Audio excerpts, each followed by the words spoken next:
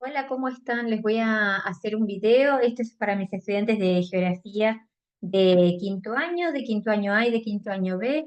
Es un repaso de contenidos porque próximamente tenemos la evaluación, así que les dejo este video cuando lo puedan, para que lo puedan ver en el momento que ustedes quieran.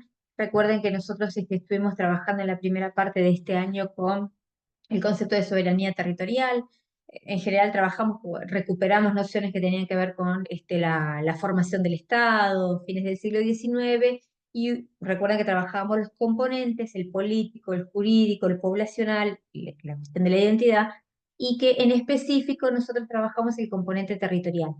Yo voy a recuperar en este repaso de contenidos parte del PowerPoint que yo les presenté en su momento y hay un par de diapositivas que he sacado de sus propias exposiciones para poder completar este repaso.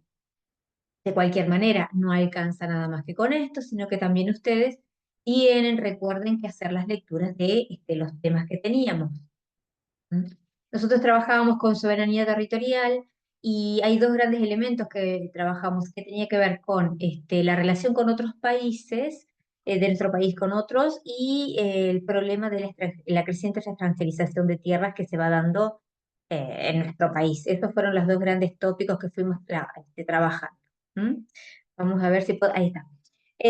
Recuerden esto, fíjense que yo les voy a dejar acá, bueno, hay una imagen que es meramente de referencia, pero en primera instancia, ustedes seguramente lo tienen que tener en sus carpetas, pero el concepto de soberanía territorial que hacía referencia al derecho de un Estado a controlar ese territorio que nosotros vimos brevemente históricamente como va definiendo esos límites territoriales con otros estados a fines del siglo XIX, pero entendiendo es esto que ese Estado tiene el derecho soberano de controlar ese territorio y de protegerlo y de accionar políticas públicas acorde a las personas que viven dentro de ese territorio. En ese territorio, por supuesto, es ese gobierno el que lo controla. Hay leyes bajo ese gobierno, obviamente hay un componente jurídico y hay población en ese lugar y a veces entramos en conflictos, incluso población que forma parte del Estado argentino y que tienen diferentes intereses y pueden entrar en tensión, puede ser con algunos casos de empresarios particulares argentinos, o a veces la tensión es que ciudadanos y ciudadanas argentinos se ven expulsados de sus territorios como consecuencia de los intereses de eh, extranjeros, de ciudadanos extranjeros, ¿sí? Acuérdense que son esos grandes temas. Entender la soberanía es un principio esencial, entonces, para entender esa relación con otros países y con este proceso que son los dos grandes desafíos que tiene la Argentina en estos momentos. Los problemas de la soberanía territorial, solo estamos hablando de un caso que tiene que ver con Malvinas y, bueno, la extranjerización de tierras. Tres elementos básicos de esto que acá los tienen mencionados.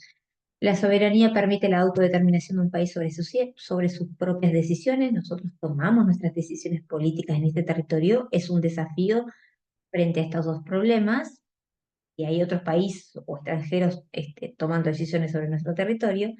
Si el Estado protege no los recursos y patrimonios de toda la población y no responde a unos intereses en concreto nada más. ¿Y qué pasa con el tema de la seguridad nacional frente a influencias extranjeras? Hay algunas leyes que fuimos trabajando y que las voy a mencionar en general acá.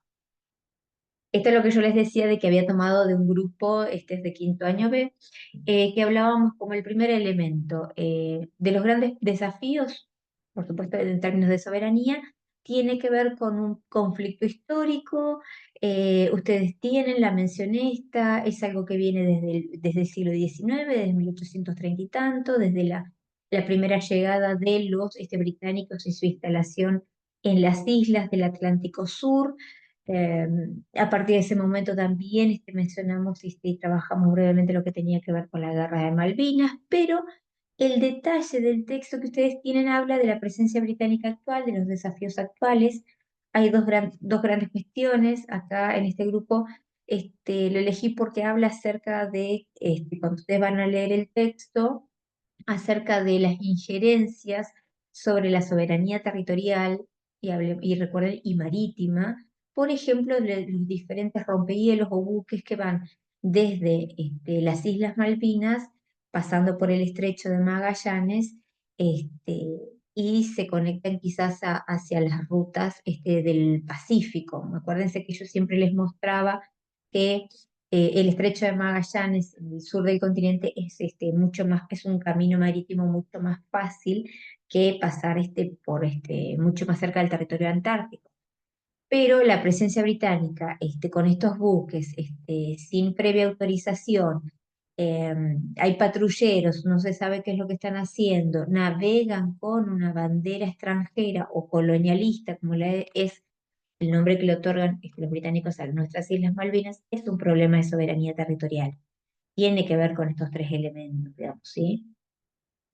Después el otro gran elemento, el problema que tiene que ver con esta permanencia de los británicos en el Atlántico Sur, más allá de la Guerra de Malvinas en 1982, seguimos teniendo estos problemas y hoy se constituyen una problemática a la que hay que prestarle mayor atención, sobre todo porque esas pretensiones británicas pueden no solo deberse a las Islas Malvinas, las Islas Sandwich y Georgias del Sur, sino también al territorio antártico. Volvemos a recordar lo que ya hemos repetido un montón de veces. Somos un país con un territorio bicontinental, tenemos presencia en el continente americano como en el continente antártico desde 1904. Es importante conocer también cuáles son la trascendencia del territorio de la Antártida, bajo un lema muy importante: si nosotros no conocemos nuestro propio territorio, ¿qué posibilidades como ciudadanía, como parte del Estado argentino, tenemos para poder salir a defender ese territorio? Que no solo corresponde a las decisiones del gobierno, la ciudadanía, la población necesita estar informada al respecto, y no es algo de lo cual se sepa como un conocimiento, digamos, mucho más común o fácil de encontrar. Por eso es algo que lo abordamos acá en Geografía de quinto año.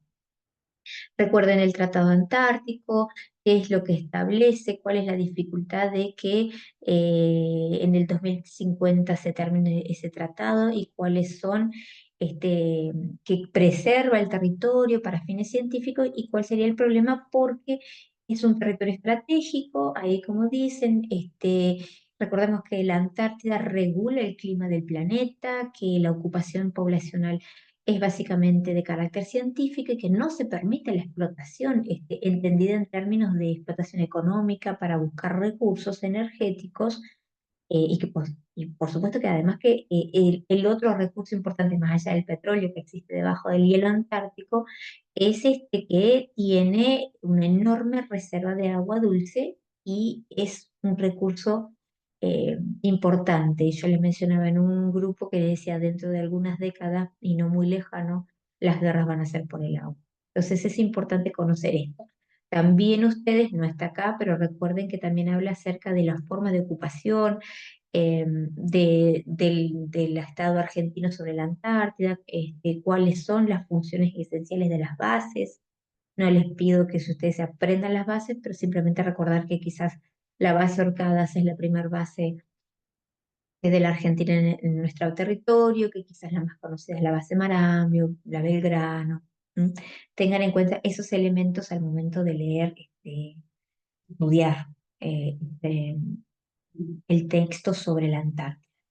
Después el otro, ¿se acuerdan que habíamos hecho un esquema cuando hicimos la clase de repaso en ambos cursos, y que tenía que ver, bueno, el tema del territorio, la soberanía territorial, los dos grandes problemas o desafíos que tienen, que es ese vínculo, o esa tensión por la soberanía territorial en el Atlántico Sur, y después el otro elemento que va hacia adentro y que tiene que ver con la concentración y extranjerización de tierras hacia adentro del territorio, del continente americano, digamos, esa parte. ¿Desde dónde recordar? Esto se los había explicado yo al inicio cuando presenté el tema, se los vuelvo a dejar acá para que, por si no tomaron los apuntes en su momento. Recordar que el proceso de extranjerización de tierras viene de la década de 1990, de la década del 90 del siglo pasado, ¿sí?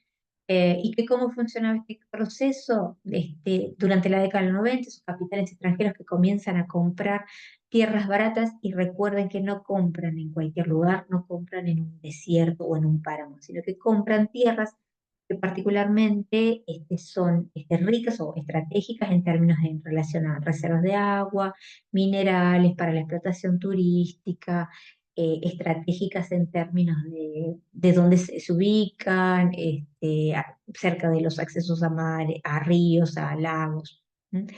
Ese proceso que se va a ir dando durante la década de los 90, hay un caso, el del agua escondido, acuérdense, con Joe Lewis, que se da como el caso emblemático que hemos trabajado, que inicia en esos momentos, pero que después de la crisis del 2001 se va profundizando, no hay un retroceso en torno a la extranjerización de tierras. ¿M?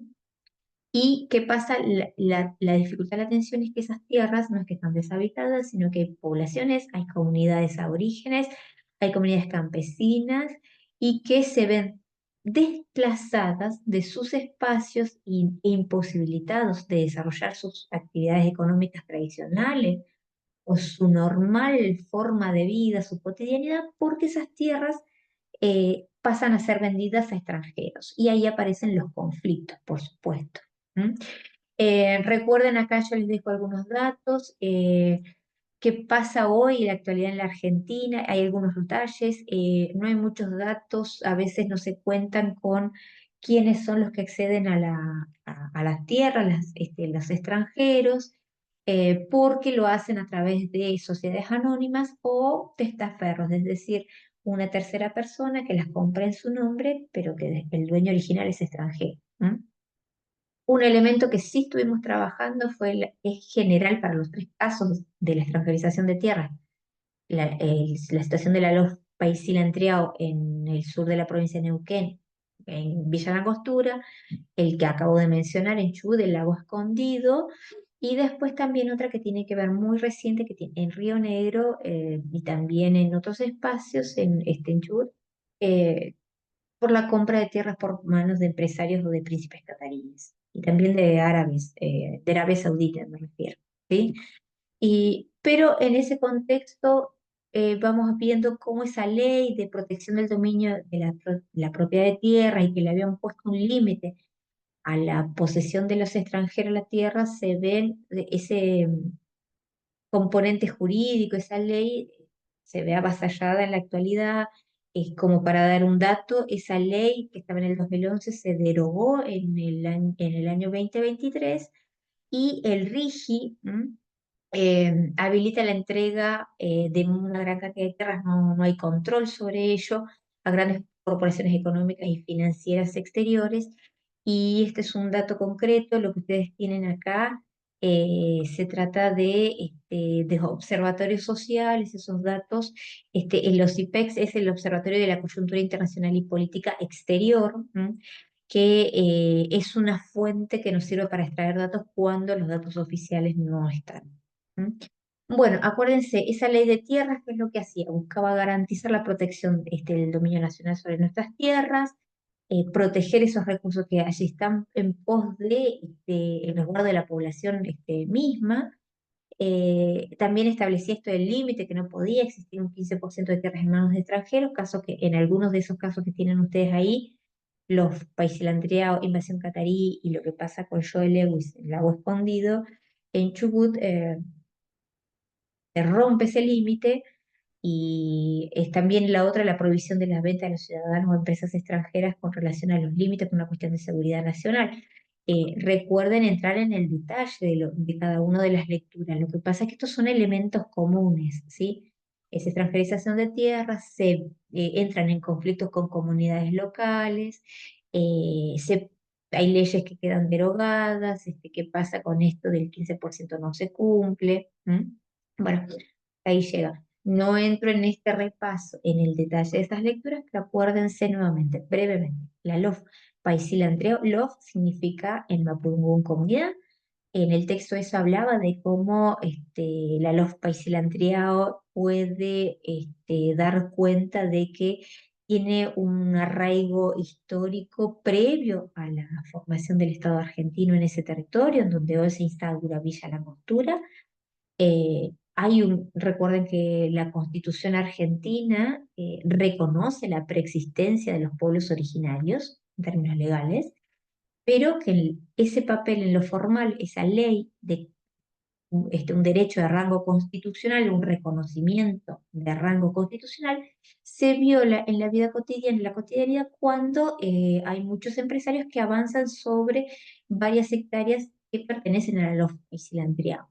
Estas comunidades mapuches no solo tienen esos problemas en la actualidad, lo tuvieron desde el momento inicial que se va creando la ciudad de Villa Langostura desde el año 1932, porque lo hacen sobre sus territorios con un propósito de desarrollo turístico y comercial que en definitiva hay una gran cantidad de personas que aprovechan ese hermoso sur que hay tan bello, pero que las comunidades originarias quedan desplazadas. No hay un punto intermedio en donde, bueno, ya está instalada Villa La Angostura, que no se siga avanzando sobre la LO, sobre las propiedades y que ellos puedan vivir de manera tranquila. ¿Sí? Hay varias cuestiones, es una situación permanente que vienen sufriendo esas comunidades. La invasión catarí que se da por los príncipes cataríes y esa compra, eh, en el último año y en los últimos meses hay un avance muy fuerte de vínculos entre gobiernos, por ejemplo, del actual gobernador de Río Negro, Gueredilnek, con diferentes príncipes cataríes que se instalan en ciertos lugares, búsquenlo en el texto en qué lugares específicamente y bajo qué propósitos lo hacen, cuáles son los problemas que generan con las comunidades de origen en ese espacio. Y también nuevamente el agua escondido, qué pasa con el tema de la prohibición de venta a ciudadanos en zonas de fronteras o en zonas ribereñas. Joe Lewis es el ciudadano británico que desde la década del 90 está ahí y hay conflictos muy fuertes, no solo con las comunidades mapuches, sino con comunidades criollas, campesinas, porque avanzan porque no permite el acceso a la ciudadanía argentina en general hacia el lago escondido, porque se apropió de una ruta provincial y parece que no pasa absolutamente nada en términos legales, porque esta persona tiene poder y evidentemente muchos vínculos políticos que le permiten sostenerse estas acciones impunes porque viola un montón de leyes. Parece que no pasa nada, pero vuelvo a insistir, vuelvan a leer, entren en el detalle. Esto es, más allá de que nosotros hicimos el repaso en clase, este video les queda de apoyo como para volver a repasarlo y que les sirva para realizar las lecturas que tienen que hacer y estudiar para la evaluación.